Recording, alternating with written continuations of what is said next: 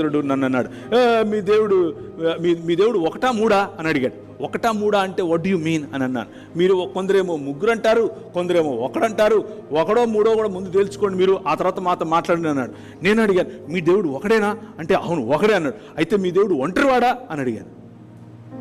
అదేంటి ఒకడే అంతే, ఒంటరి ఏంటి అన్నాడు. That's the difference my brother.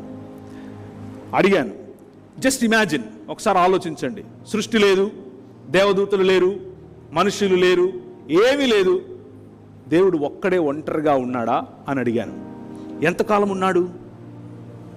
ఆయన ఇలా చూస్తూ ఉండిపోయాడు. ఆయన ఎప్పుడూ ఉన్నాడు, ఒంటరిగానే ఉన్నాడు అన్నాడు. సో ఆయన ప్రేమ నేర్చుకున్నాడా అని అడిగాను. ప్రేమ నేర్చుకోవటం ఏంటి అన్నాడు. ఇంకొక వ్యక్తి లేనిదే ప్రేమ ఎలా తెలుస్తుంది అని అడిగాను. ఇంకొక వ్యక్తి లేనిదే ప్రేమ ఎలా ప్రకటిస్తాడు అని అడిగాను. ఆయన మాటలు నేర్చుకున్నాడా, భావ ప్రకటన నేర్చుకున్నాడా, అంటే ఆయన సృష్టి పైన ఆధారపడ్డాడా ప్రేమించటం కోసం?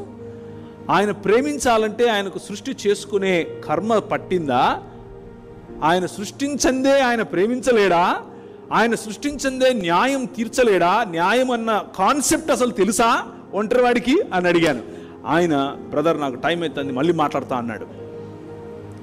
కానీ మన దేవుడు కమ్యూనిటీ అన్న పదం, కమ్యూనిటీ, ఈ వాక్యం మనకు నేర్పేది ఏమిటి అని అంటే మానవ సమాజం, community, unity as one unit, ఒక్క యూనిట్గా ఇంతమందిని రావడానికి గల కారణం ఏమిటి అని అంటే, మానవ సమాజమును దేవుడు ఆదం అని పిలవడానికి గల కారణం ఏమిటి అని అంటే ఒక్క దేవుడు, కానీ ఆయన ముగ్గురు వ్యక్తులుగా ఉనికిలో ఉండటం.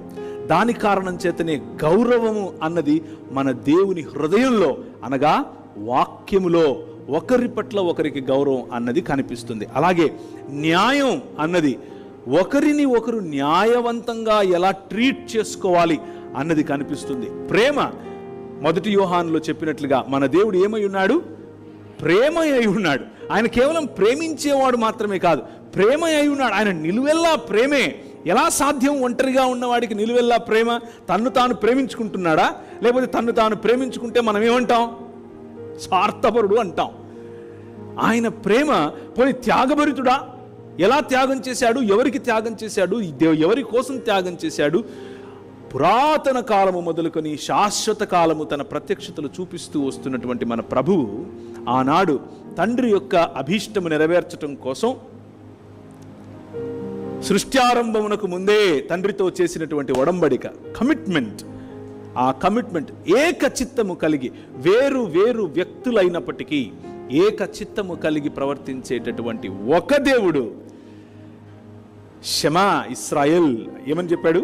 షమా ఇస్రాయేల్ యాహ్వే ఎలోహిను యాహ్వే ఎహాద్ అన్నాడు. అనగా ఇస్రాయేలు వినుము, నీ దేవుడగు యెహోవా అద్వితీయుడు.